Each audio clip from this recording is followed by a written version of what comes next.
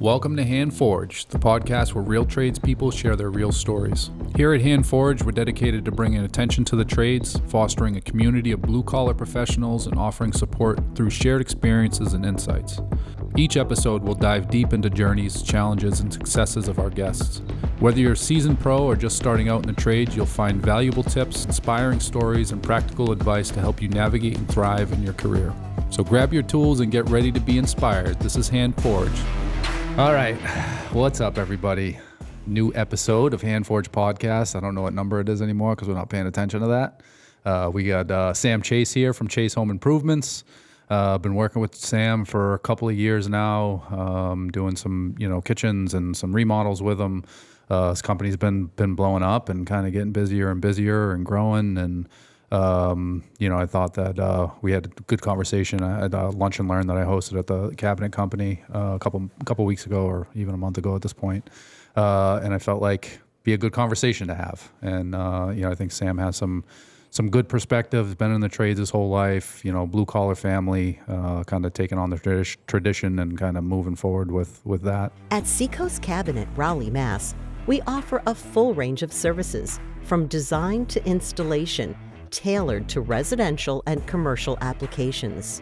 We carry 3 lines of American-made cabinetry to fit any budget, ensuring that you get the best quality and value. For more information or a free quote and design, head to seacoastcabinetne.com. So yeah, man. So welcome. Thanks for having me, Frank. Yeah, man. I'm glad you came on. Yeah, this is cool. I'm glad I thought this would happen. Yeah, right? This is great. I love it. Take an idea and run with it. You're famous on a podcast. Yeah. With our blue collar famous. With our 23 subscribers and my mom. So why don't you tell everybody a little bit about you, a little bit about Chase Home Improvements, and kind of let's get this thing going. Where do I start? Been in the trades my whole life. My dad owned a construction company. My grandfather was in construction. My mother's side, they were in construction, antique dealers, everybody in the trades. Everybody's self-employed, so it was just a matter of time until I figured out what I wanted to do. And here I am, where we do mostly interior renovations, but, a lot of years framing, so we're still on the exterior, doors, windows. I like that stuff. The guys don't, so I can see it in their face when I tell them we got to put in 50 windows. They get the eye roll. But wait, why? I don't know. Hey, everybody's soft. Yeah, and nobody wants to work, man. I always like doing windows. It's just windows I feel like and doors it's is great. I feel like it's one of those things. It's not easy, but like it's repetitive, and like once you get a system down, like and we got a great system for it. We've done a lot of install classes when it comes to like Marvin, Pella, Anderson. You guys get a chance to do any of those install classes, do them, and then take all the information you get and make your own. There's a ton of different ways to go about doing it, right? And we've developed a really good system for it and an efficient system. And I've, knock on wood, we've never had a call back about a window leaking or anything along those lines. That's good. And the way we install our doors, I mean, you need a battering ram to get those things down. Heck yeah. Can't stand walking up to a brand new home and then you feeling the door shaking when you go up and grab the doorknob. It drives me nuts. Yeah.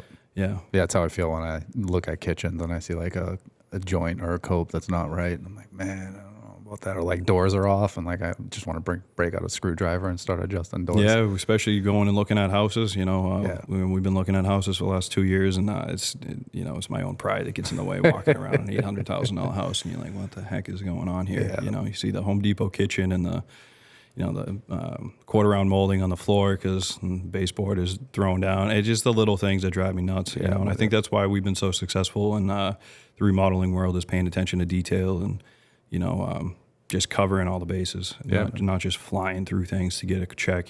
Staying out of that death cycle. A lot of these contractors are in right now. They're cashing a check from one job to pay for the previous one, and it's just an endless cycle. Endless cycle of bullshit. Yeah. So what kind of projects you guys have going on right now? So we got a interior renovation going in Methuen. We do a lot of insurance work, a lot of insurance jobs, pipe breaks. 90% is bad insulation, and so we work with insurance companies a lot, which is good and bad at the same time. You got to know how to navigate it, got to know how to plan it. And so we got an insurance job in Methuen going on. We're doing windows and doors over in Andover. We're wrapping up a house build in Danvers, and then we have 2 more projects kicking off in Wyndham. Oh, sweet. Yeah. What are you doing in Wyndham? That's actually our buddy Mark Collier. It sounds like that's kicking off soon. Nice. Yeah. Yeah, he's going to be coming on as like a co-host for the podcast. Is he really? Yeah, so we're going to do like these, right? The interviews with the people and kind of my network of people and kind of keep this thing going. But we want to do like a once a week thing with him, like on job sites, in the office, kind of talking about like, what he's doing, what he's working on, and just have like a once a week, like a Wednesday or Thursday, kind of have him talking about projects that he has and stuff. Yeah, he's good with that kind of stuff. Yeah. He's going to be really good with that. Yeah, he came on the podcast, got all fired up. He's like, how can I want to do this too. Yeah, like, yeah. Shout out Mark, man. Shout out Mark. Yeah. I listened to it twice, preparing for this one. Yeah. Yeah. I'm glad that you two hooked up. I think that you guys both just run like the very similar businesses and kind of have the same outlook on business and kind of how to operate jobs and that business model, the one that you guys have, like, I've seen it with other contractors too, and it just seems to be the road to success for a lot of contracting companies. But it's cool to see you two teaming up and doing some stuff. And yeah, we share a lot of the same values when it comes to our clientele, and not taking on more than you can chew. And Mark's been, he's I feel like he's a couple steps ahead of me. In the sense of just figuring out where he wants to be and honing in on his keen aspect of the trade. Yeah. Right now we'll do anything from siding to, then we'll do your kitchen. Yeah. I have a hard time saying no to things as long as we have the time in our schedule to do it.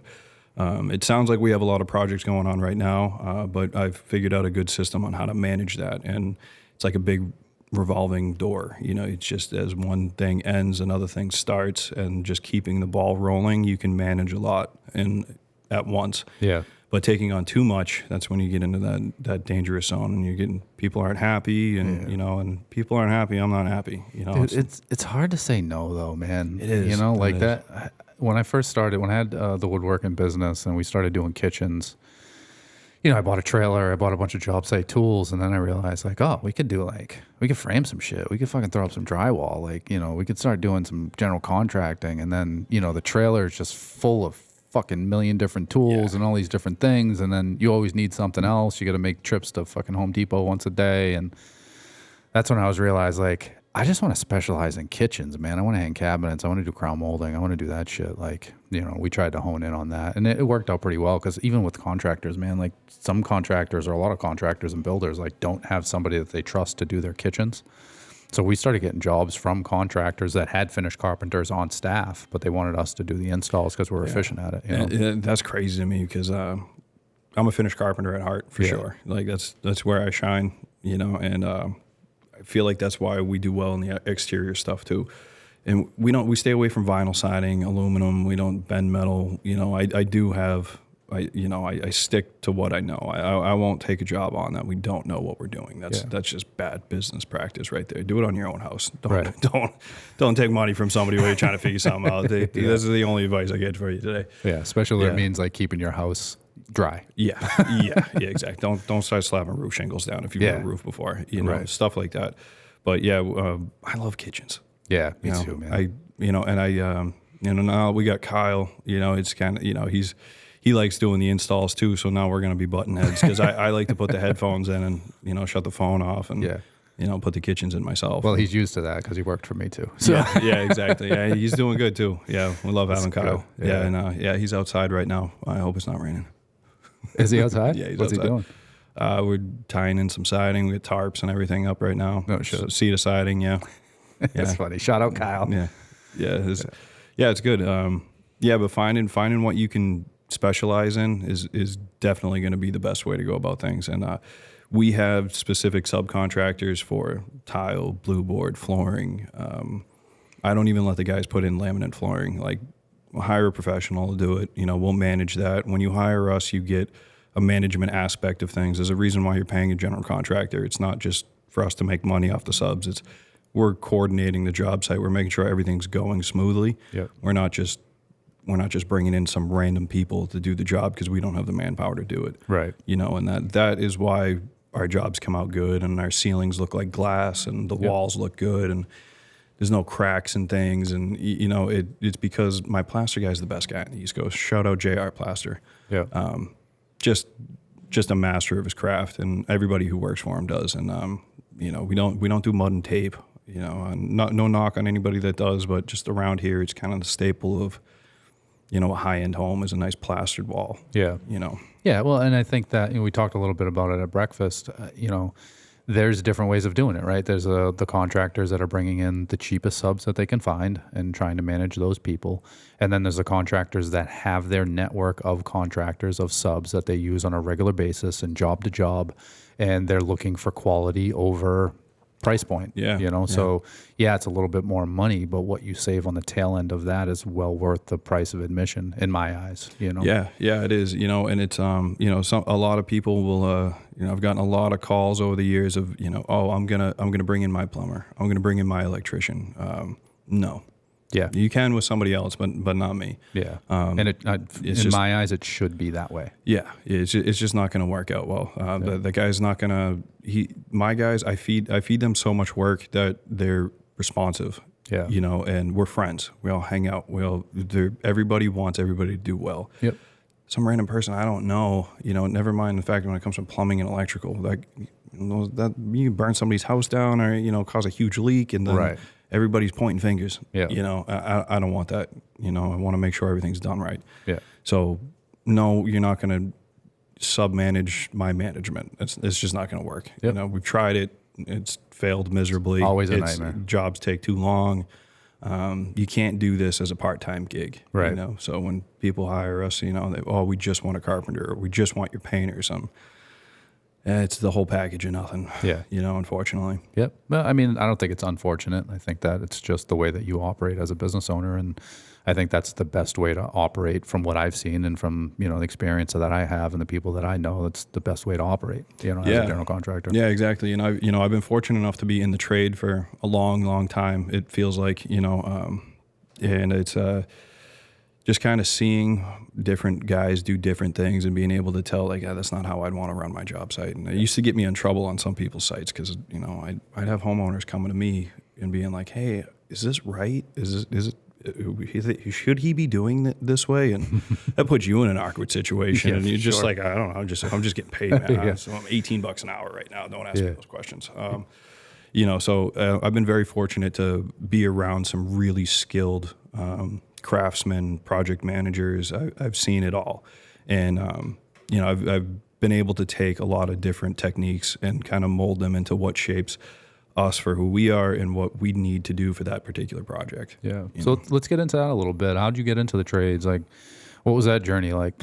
Getting suspended from school. that was how I got involved in it. It's funny how the trades are all black sheep misfits. Yeah. I mean, so my dad owned a construction company, a big company out in Boston. Not big, but, you know, he's a hustler. He had a bunch of guys out there. They were renovating brownstone buildings in Boston. He worked in Salem for a while. They were working with developers and just kind of overturning buildings and, you know, with high quality work.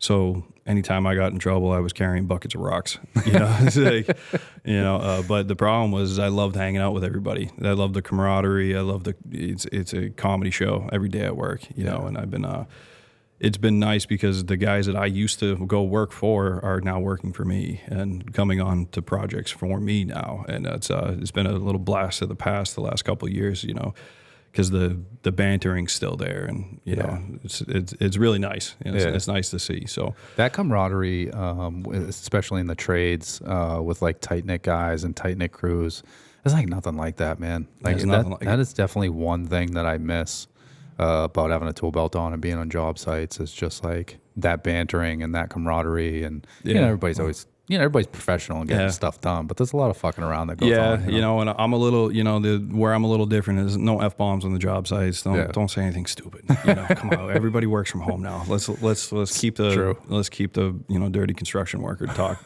you know, in the garage or away from that. But it's great when you know, the husband will come out and, you know, he'll start bantering with the guys, and you know, it's fun. You know, it's supposed to be fun. Should be. Yeah. You know, it's a lifestyle. It's not. We have to do it, but you know, it is a lifestyle at the end of the day. Yeah. Yeah. So how old were you when you kind of started carrying rocks?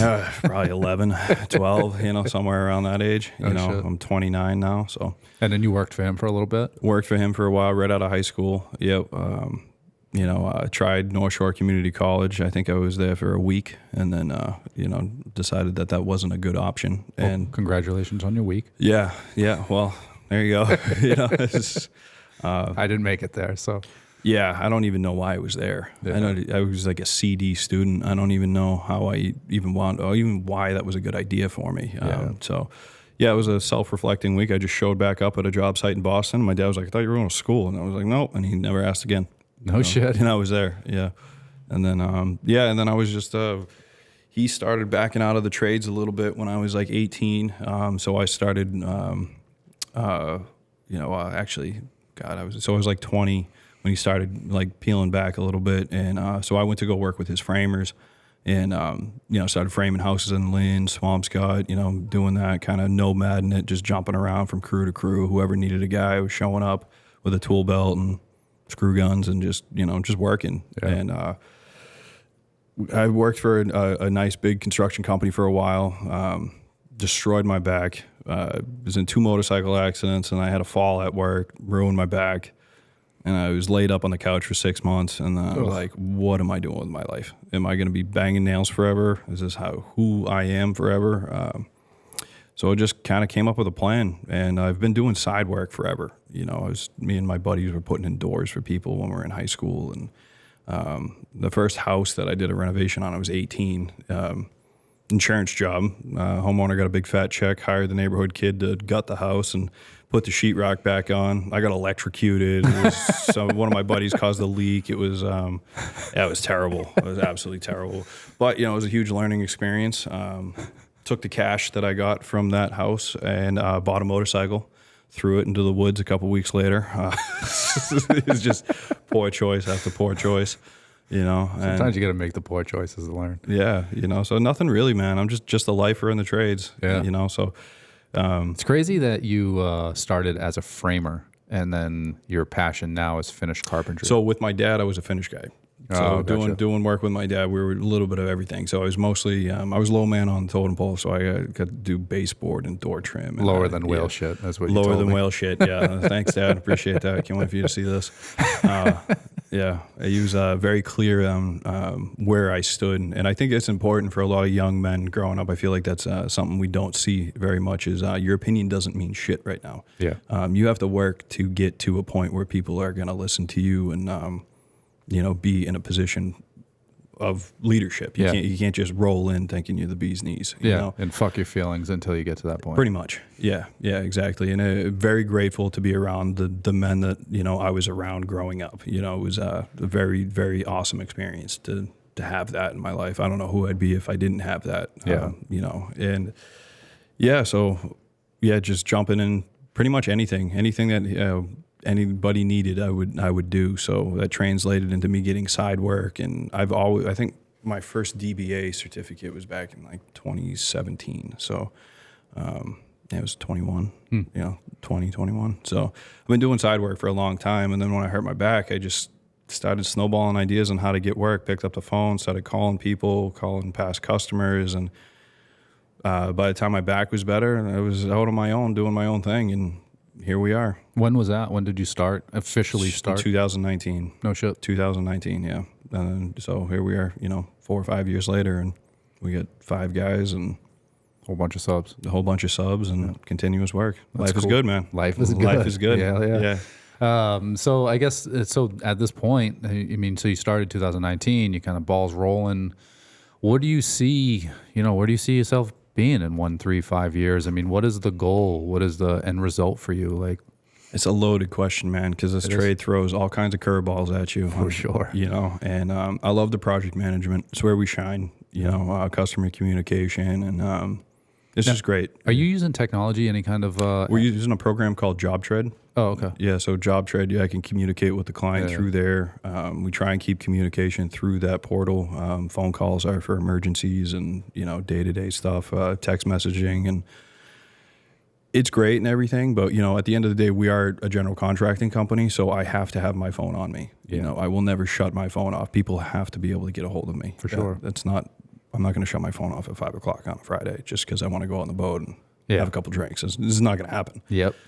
We just don't have that in our lives. Right. It's not possible. Yeah. And, I know some, I've heard it from other people where you gotta make time for yourself.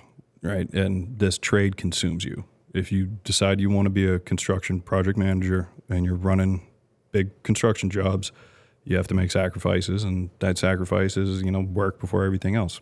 Yep. People are paying you a lot of money to get a job done. You owe it to them. Yeah. It's not a question. If you're spending $100,000 on a car, as I say this to any new guy that walks on the job site, if you spend $100,000 on a car and that car comes out with a scratch on the door, are you going to want to pay full price for that car? Probably not. Right. So that's the same way we have to look at things in the trade is, money's money, no matter what you're spending it on. Yeah. Yeah. I think that, work-life balance is a topic of conversation for a lot of people. And some people feel as though they should have more life balance than work. And, for me, man, I don't know. I work a lot and phone's never off, and I'm always thinking and planning, and my mind is just geared towards business. And as far as my life balance goes, I balance it out, and I do spend time for myself. And, I make sure that I prepare myself, and I make sure that I'm in the gym, and I make sure I'm keeping up with my meditations, and I'm all these different things to kind of keep up with my own mental and physical health. And that's my life balance, and spending time with my boys and having experiences with my boys. And all those things are important, and I do those things, but my phone's not off, and my brain's not off. And I'm perfectly fucking okay with that. Work-life balance is supposed to be this 50-50 thing.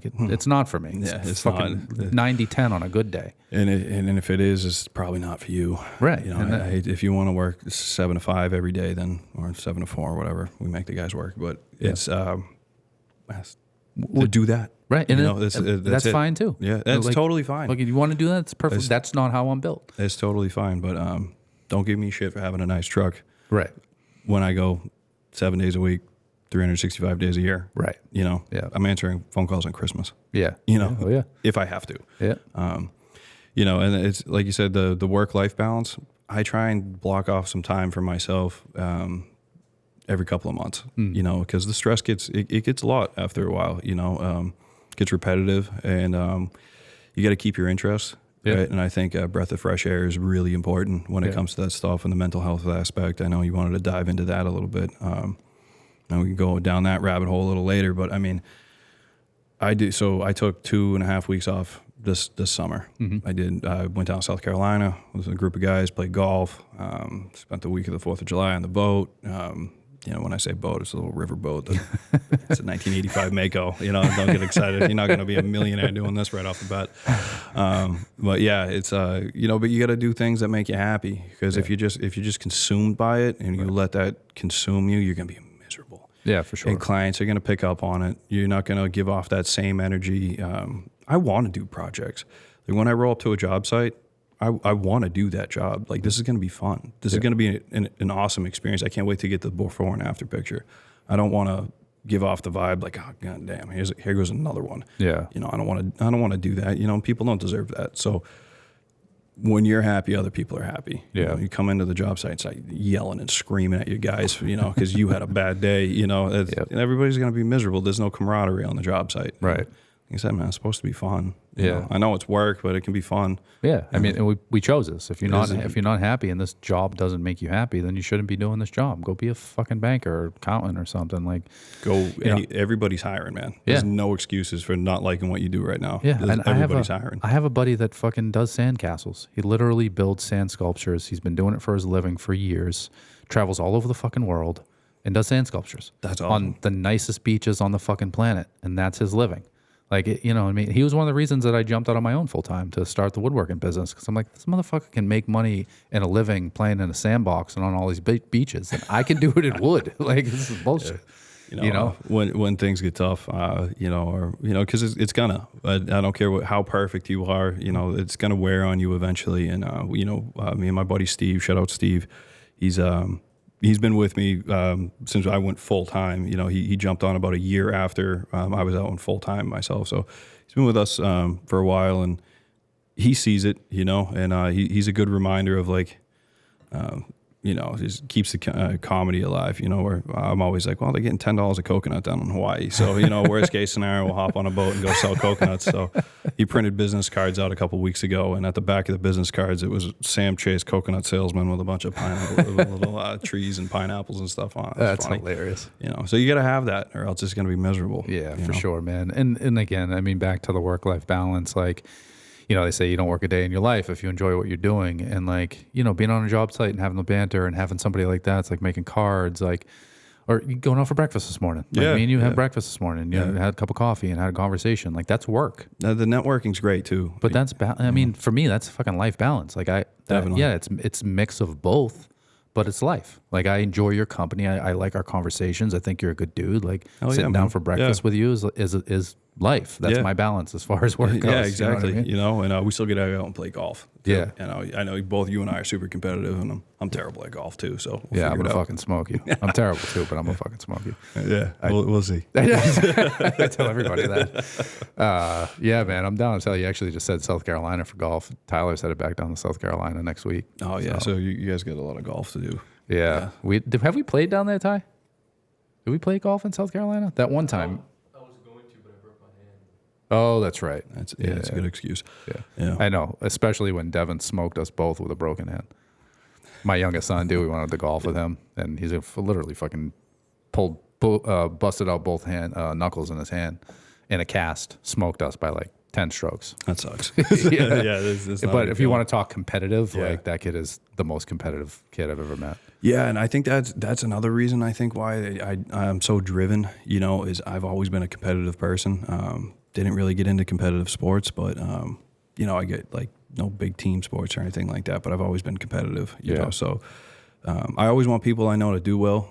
You know, I'm always promoting my friends' businesses and everything like that, but there's like something inside me that's just like, I want to do a little bit better than you. Know? Like, yeah, that's cool, but I could do it better. Yeah, exactly. And I think that's kind of what started me down the path of working for myself. And never thought I'd be doing it, to be honest with you. Never thought I'd be out on my own. And you know, it's just crazy how life works. Yeah, it's man, unreal. Yeah, that's actually having this conversation not too long ago. Like, it's important to. We're always looking ahead, right? Like I know how much bigger I want to grow my company. I know how much more I want to grow as a human. I know how much more I want to grow as a father. Like always looking ahead.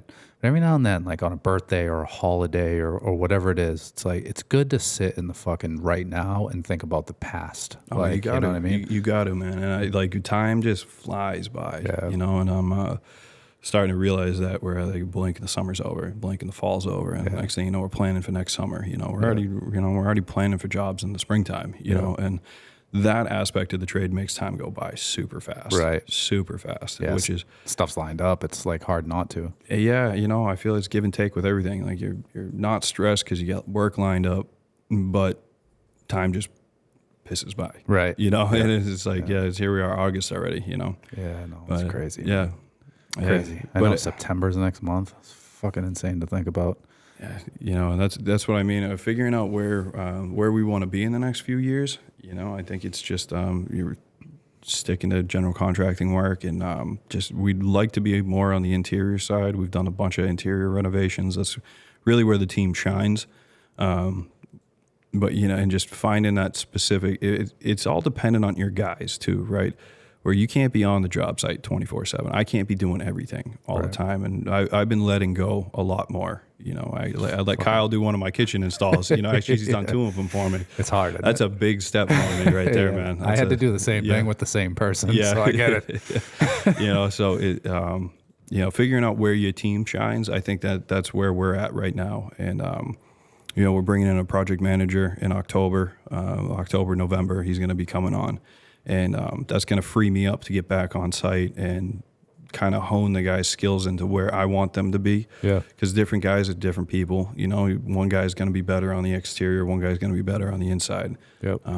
You know, one person's probably shouldn't be talking to the customer because he shouldn't be talking to the customer. And then one guy is, you know, and we just want to figure out where everybody lands in a better better way before I think we make that like final commitment to like, this is where we need to be. And this is what we want to do. And yeah. So you said you're bringing on a project manager to be able to put your tool belt on and kind of do some cross training. yeah, I feel like when most people think about bringing on project manager, it's to get them out of a tool belt, but I kind of like that, that idea that like, yeah, I want to bring on a project manager to manage more of this stuff on the back end so that I can go in and work with the crew and kind of make sure we're streamlining that process and make sure we're putting the right people in the right places to do the right things. Yeah. I think that's a great way to kind of look at it. How did you find this project manager, and what is that person's role going to look like for the business? So he's been a good friend of mine for a little while. It's still really early in the making, so I'm not gonna throw his name out there just yet, but it's probably gonna happen. I've known him for a while. He's a great guy. He's a little bit older than me. He's in his 40s. He's been a project manager before. He runs a company right now, logistics and marketing and project management for that company. So it's just in a different area of the trade. So I think he's going to transition really well into it.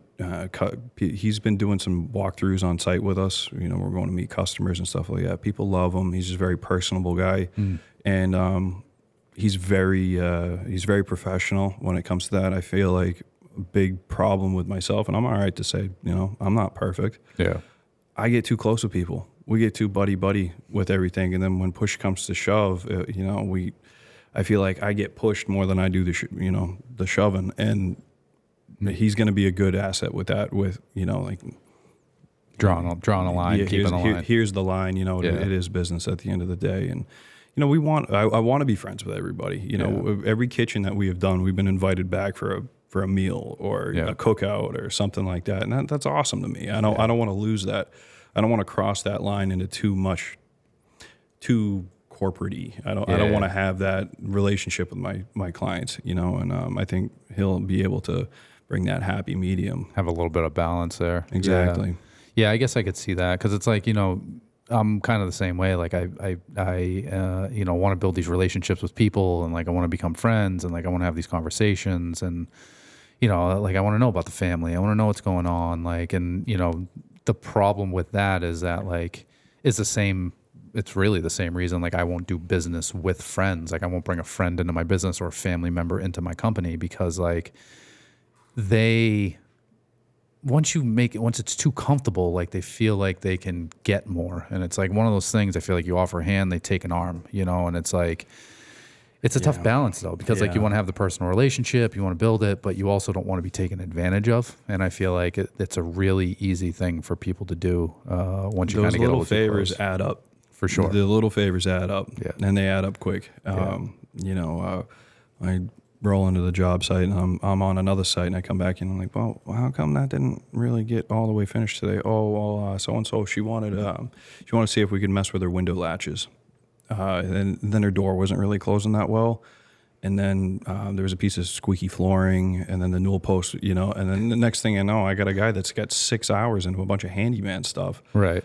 And I'm like, okay, it's great. I'm glad everything's going well, but we get template for the kitchen tomorrow. Yeah, exactly. So there's that fine line between things like that. And I'm guilty of it too. I have a hard time saying no to people. Yeah, and unfortunately, you do have to say no every now and then. Yeah, and I feel like some people, in clients, I'm not like bashing clients, but I feel like some clients just don't really understand. Like we're here to do a job. We have a certain amount of time segmented to the job. We're not millionaires. We're not rolling up to your house in Lambos. Like yeah, exactly. Every hour that we give up like this, the company is losing money. And it's not like that's stopping us from buying our next super yacht. Like that's stopping us from feeding our families. Right. Like, you know what I mean? So it's like I try and run, like I said, we talked about the 4 to 5 jobs max just with me right now. And then what I try and do is leave X amount of time in between each project. People always want us to do other things, and they want us to do things now when we got our tools there. And it's always little things or stuff like that. But I've been anticipating that, and that makes for if we hit weather delays, if we hit shipment delays with special order stuff, it just helps when you start lining jobs up back to back to back to back. That's where everything starts falling apart. You got to have. I know 3 weeks sounds like a long time, but you're going to have things to do in those 3 weeks. You're going to organize the tool trailers and the trucks.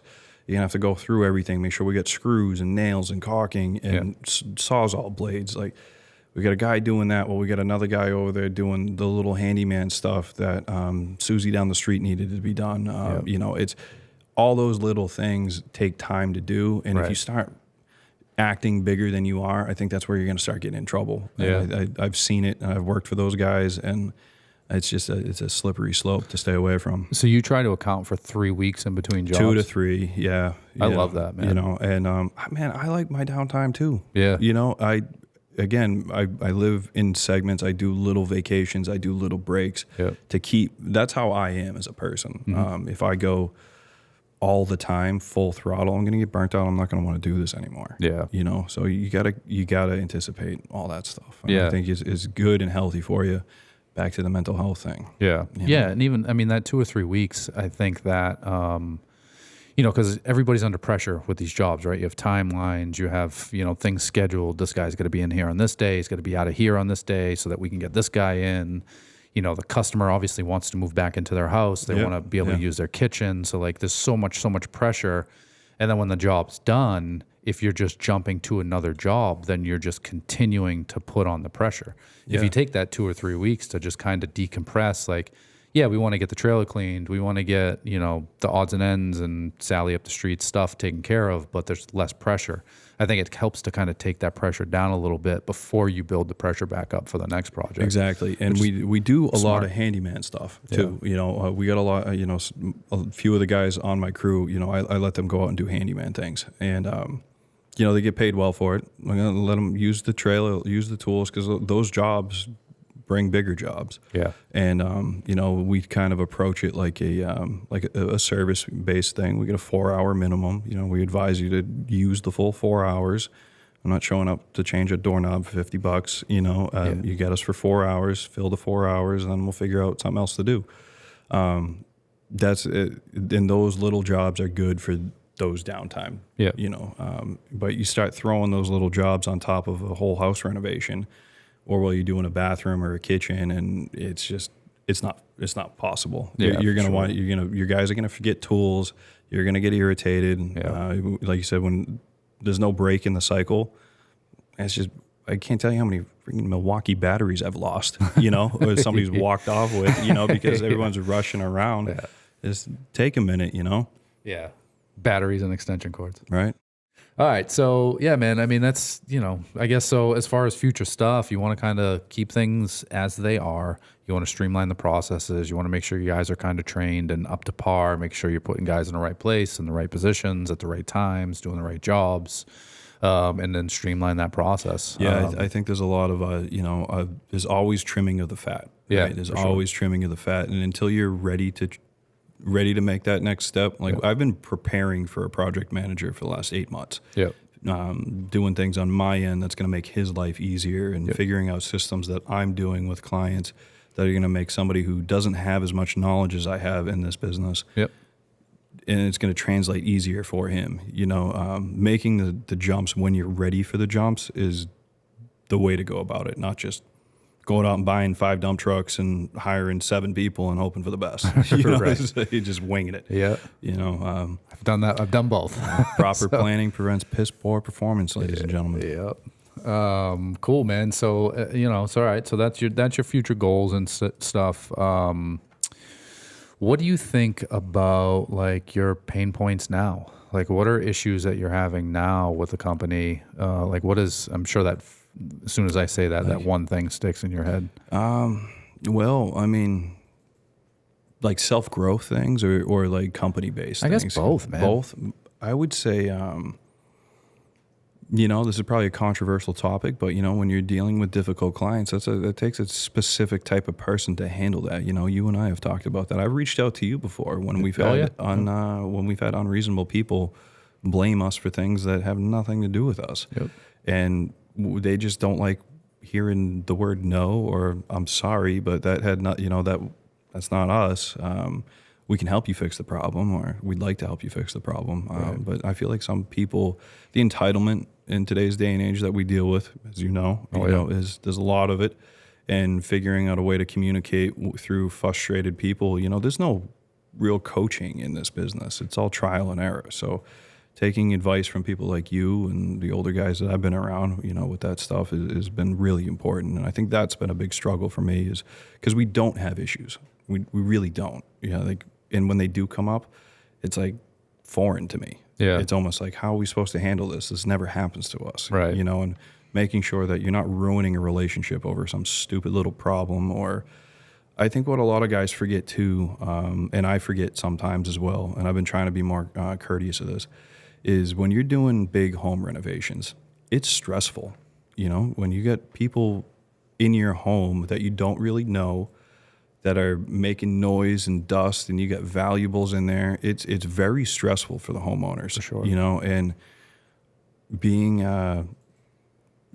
courteous of that, and being aware that, checking in with people like, hey, is everything okay? Is giving them a heads up that you're going to have 10 guys on the job site that day, not just showing up and tearing a house apart, taking the time to put dust covers up and protect the floor and do all the things that you need to do to look like a rock star. Goes a long way, and instead of just focusing on the business aspect of things.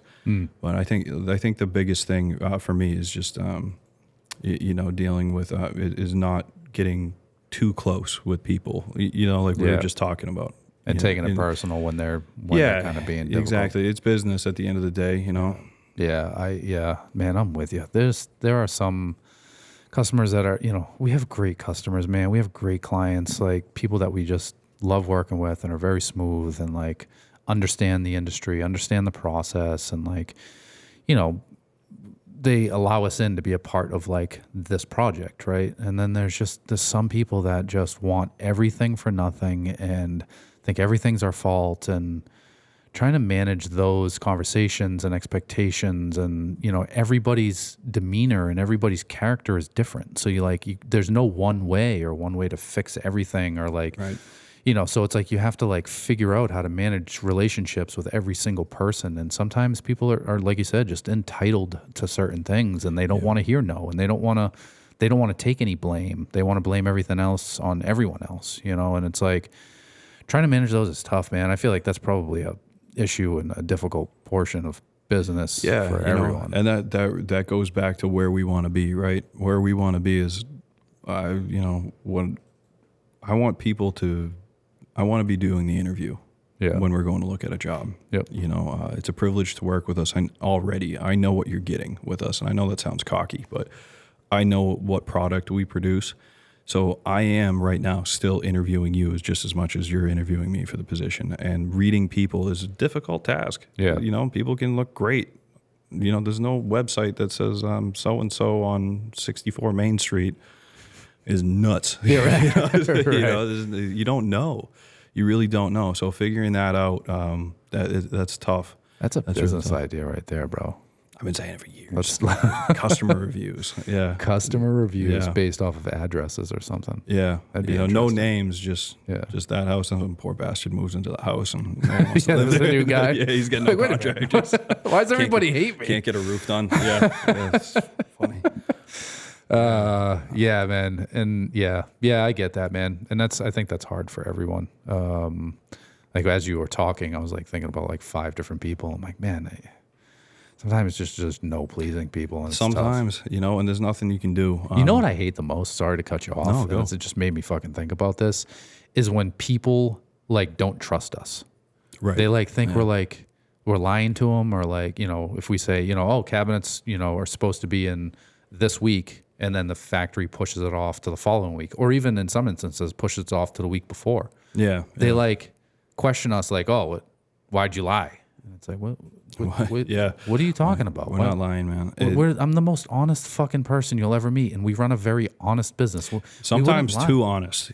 Sometimes that gets you in trouble too, being too upfront and too honest with things. But, transparency is what we've built the business on. You know?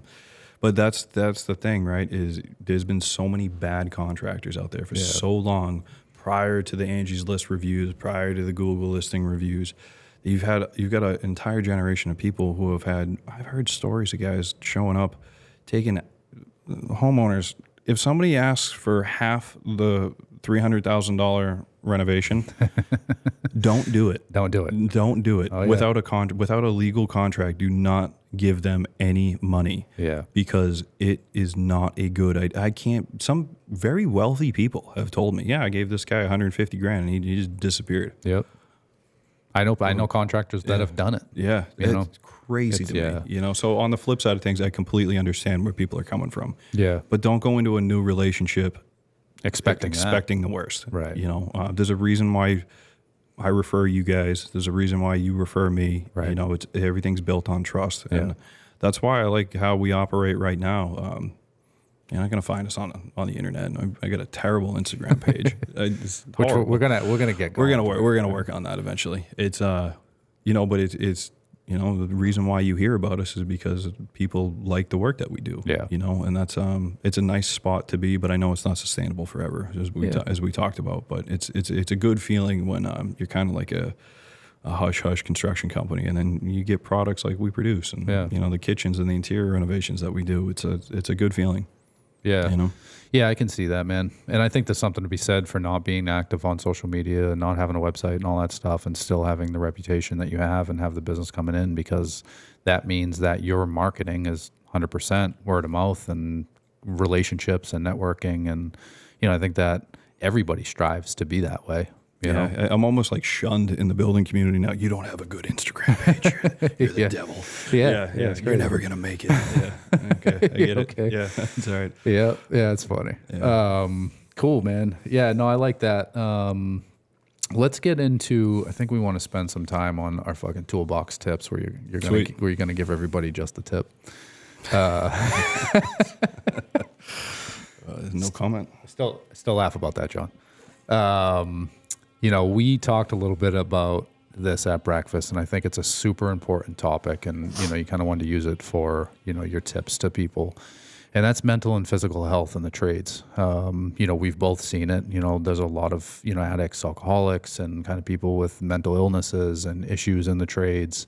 A lot of, you know, especially old school trades guys don't take care of themselves. There's no exercise, there's no stretching, there's no diet. And not only that, but they kind of look down on the guys that spend time in the gym and spend time, you know, being disciplined, right? I mean, you know, my father is a really good case in point. You know, he died last year, and, you know, till the day he died, he was fried hamburger in a frying pan and Captain Morgan's and, you know, 2 packs of Winston's a day, and been in the trades his whole life, and, you know, couldn't move, had a cane, and, you know, his hips were bad, his knees were bad, his back was bad, and just never did anything to take care of himself, man.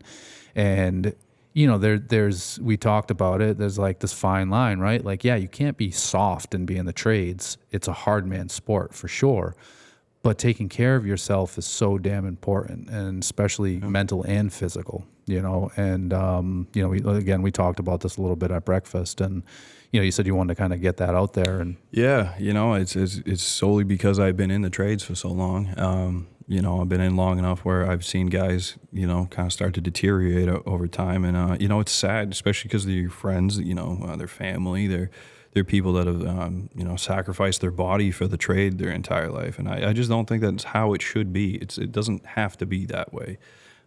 Trust me, nobody wants to go for a run after they just put on a roof or whatever you're doing, you know, up and down a ladder all day. I'm not saying you have to do that, but doing things to take care of yourself and take care of you get a strong body, you get a strong mind. Yep. You know, and it's a new generation thought. I think it's becoming more popular, I'd say. You're right. More physical fitness has become a great thing for people.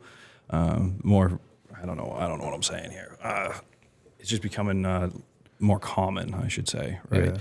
But yeah, it's just more like recognized and understood. Yeah, exactly. You know what I mean? You know, and that's just take care of yourself, man. Yeah. Stop smoking cigarettes all day. Yeah. And not drinking water, you know, the coffee and cigarettes diet. That's that's the framers' way to be, you know. Yeah. But you know, pick up a gallon of water. Put the Monster energy drink down. Yeah. Pick up a gallon of water and a protein bar. Have a yogurt in the morning. Yep. Skip lunch. Have a granola bar, and then go home and have dinner. Yeah. You don't have to be eating pizza and Dunkin' Donuts in the morning, and it's gonna catch up to you over time. And you know, if you want to jump into the management world, you got to have means to mitigate your stress. And if you don't, you're going to be a prick. Yep. Right. And I don't care who you are, if you're not doing the things that you need to do to have the mental capacity to deal with the tough clients and, you know, wrong order, you know, something comes off the truck wrong, you know, it's those little things are going to break you down For sure. you know, if you're not there and physically there too. Yep. So yeah, I think that's a huge thing that people aren't taking advantage of right now. Yeah, I think so too, man. And well, the older generation, I should say. it's the younger generation. I mean, I think it's every generation. I think it's much less now, and it's getting better and better. You know, like people like our father's generation was definitely like the hard noses that are, you know, the coffee and cigarettes all day. But I think that it's being more recognized and kind of brought to light and, you know, looked down on less to take care of yourself. You know, even, you know, thinking about like my own journey and all of this, man, like I used to be a real hothead, you know, I would idle at 7,000 RPM and I would redline at 10,000 RPM, but I idled at 7,000 and it took that to put me to 10. You know, and I found meditation and, you know, whatever, people can say whatever they want, hippie shit, whatever it is, fuck you. Yeah, Like, if it works, man, it works. The difference it's made in me has been fucking incredible. Like I can still redline at 10 if I need to, but my idle's at 3, you know, and it's just, and it's healthier for you at the end of the day too. When you're walking around all pissed off all the time, Right. You might not look pissed off, but you are. That's not, it's not a good way to live. It's not, and your body's tight. You're fucking mentally fatigued all the time. And like, you know, it's just not a good, healthy way to live. And, you know, luckily for me, like I've found different avenues to be able to kind of bring my red line down and to kind of bring my idle down a little bit. And it's made all the difference because, you know, the bigger the company gets, the bigger the business gets, the bigger all these things get, the more the stress comes. Yeah. And if I don't have ways to manage the stress, like people have no idea some of the shit that I'm going through right now in business because I don't fucking let them know it. Like I'm not on edge all the time. I mean, yeah, sometimes I'm irritable, sometimes I'm not. That comes with it. Like it's stress is stress. It's going to affect you no matter what. But my girl gets a lot of the ranting when I come home some days. Yeah. She's probably like this guy. No, it's for me. It's when I'm quiet. She's always like, you all right? You know? Oh yeah. I see. That's my things. I gotta let it out. Yeah. Because I found out at a young age, if I just bottled everything up, then some poor bastard that cuts me off is gonna, you know, I'm just gonna freak out for no reason. You know, it's not his fault. You know, and that's not a good way to live. But with the mental health thing, I struggled with it for a long time. You know, seasonal depression. You know, I was never like super depressed, but you know, I couldn't figure out why. And you know, as men, we carry this burden of just suck it up, you know, and that's great. I think that's a good thing. You shouldn't be out there crying on the street for sure. But you got to figure out how to let that out, you know, in a healthy manner. You can't be bottling that stuff up all the time. For sure. You know, so working out, meditation, changing your diet, man, is a huge thing. Huge thing. And it's just not coming home and drinking. Yeah, you know, that's another thing too. Listen, I got my vices. I got more nicotine in my system right now than I'd like to admit. You know, but I'm not coming home and killing a bottle of Jack Daniels at the end of the night. You know, and that's I've had a lot of talks with some close friends about you know, cutting back on the drinking and you know, because we're at the age right now where, you know, 29 to 35. You know, it's like.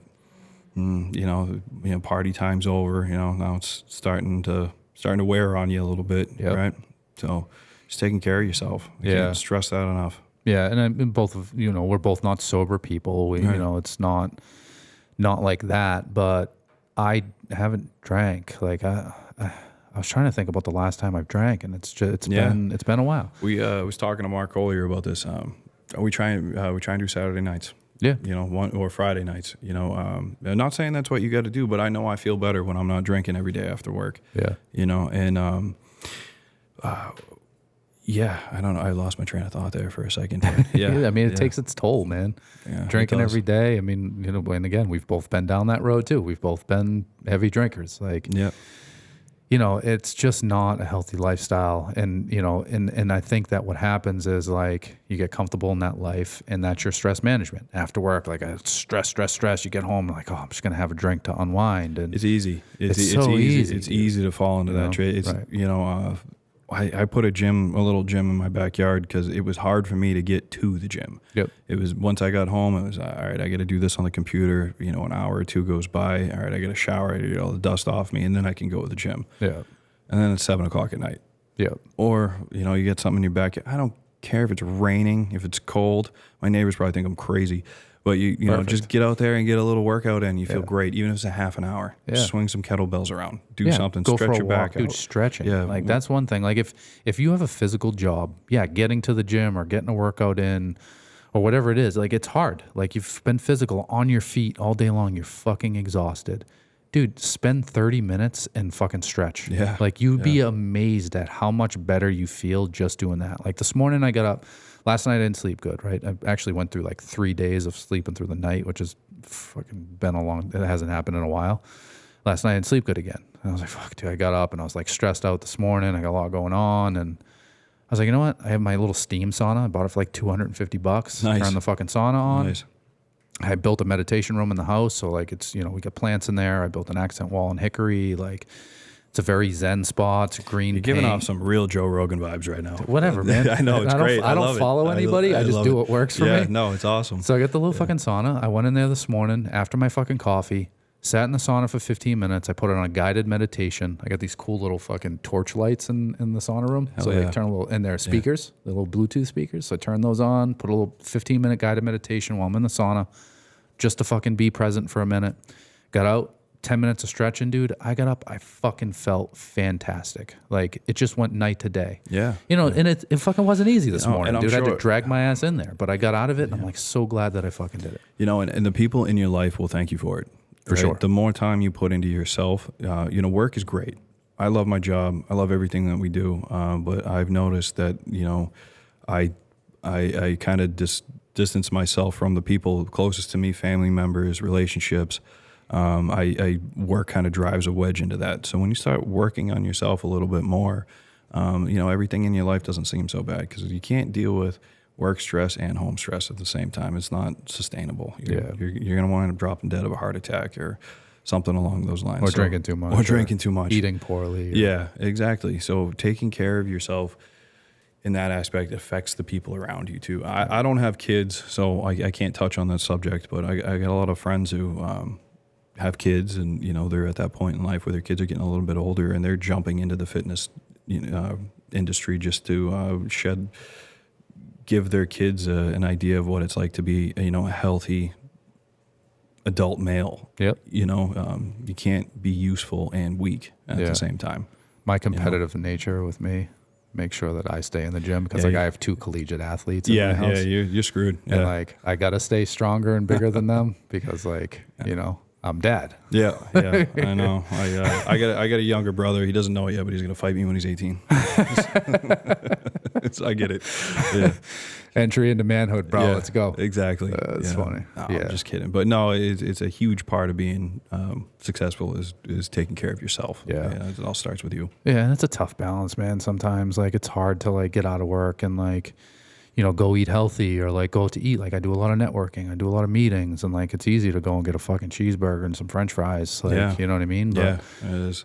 But again, just feeling good healthy wise makes me such a better person personally and a better person business wise. Yeah. And I know the weeks where I don't work out and I don't, I don't eat right. I feel like crap. Yeah. Because once you get into the rhythm of it, it's a forever thing. Yeah. I slipped up and I'll tell you right now, I ate a McDonald's hamburger the other day. Oh, damn. That was horrible. Yeah. It's great going down, but I think it's horrible. It's been a couple of years since I had a McDonald's cheeseburger, but the last time I did it, same thing. I was like, dude, I'm getting a fucking Big Mac today. Yeah. Even at that point, I hadn't had one in fucking years. I had a fucking Big Mac, dude, and I was sick for 3 days. I felt like absolute shit. Yeah. It's what do you call it?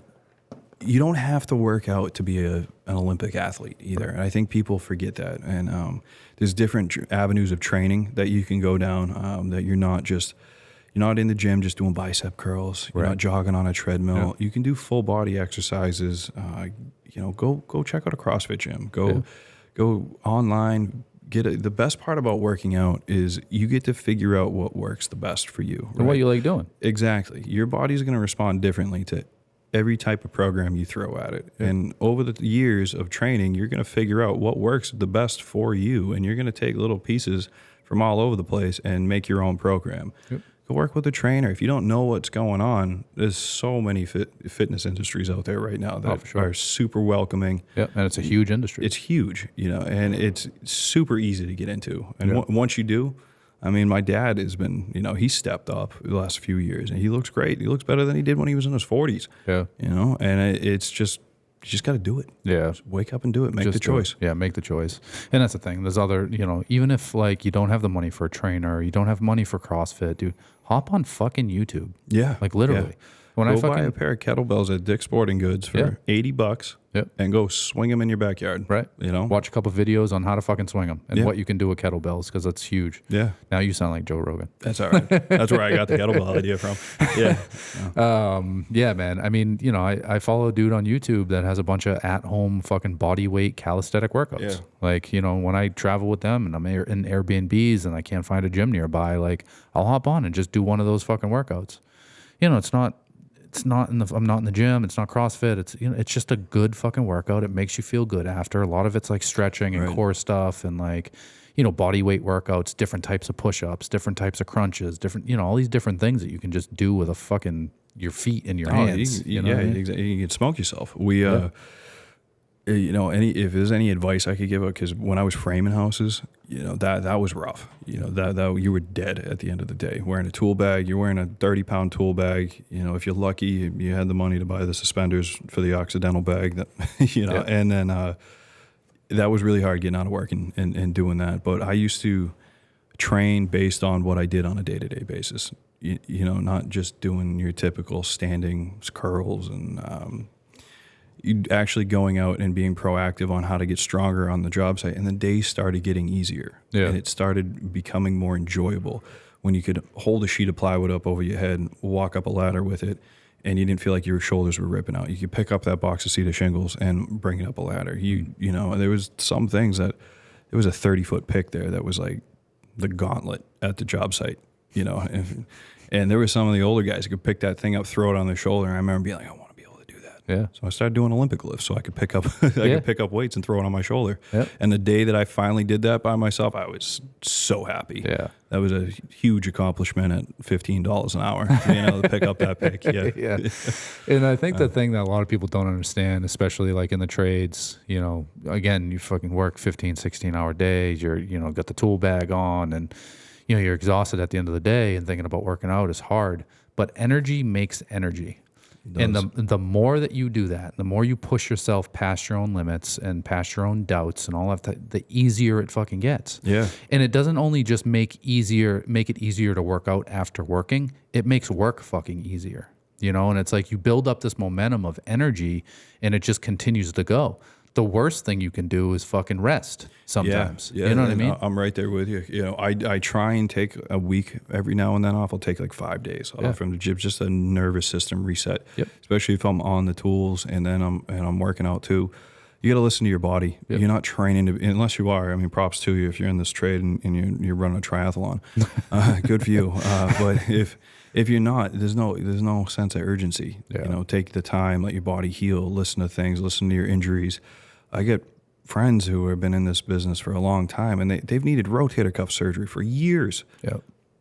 Go to the doctor. Yeah. Help yourself. Right. You're not impressing me. Right. You know what I mean? Right. It's like, I don't want your autograph. I just want you to go to the doctor so you can work tomorrow. Yeah. And when you do workouts to help with your day, it's like, why do we have to say it? Yeah. It's just that lazy fucking attitude, man. I get it. Like, I did this all day. Like, I'm going to go home and crack a beer and sit on the couch and watch Netflix. Yeah, but you feel like a savage when you do that all day and then you get an hour and a half workout in. Oh, yeah, for sure. Yeah, man. Exactly. I did 75 hard last year, fucking hammered it out. And like, I've always been in pretty good shape. I've always been in the gym and stuff. And like, again, I'm not trying to be an Olympic athlete. I hike a lot, so I train my body to be good at hiking. And, I did 75 hard, and even that like made a difference in me, as somebody who has always worked out and stuff, like, and showed me like how important drinking a fucking gallon of water a day is.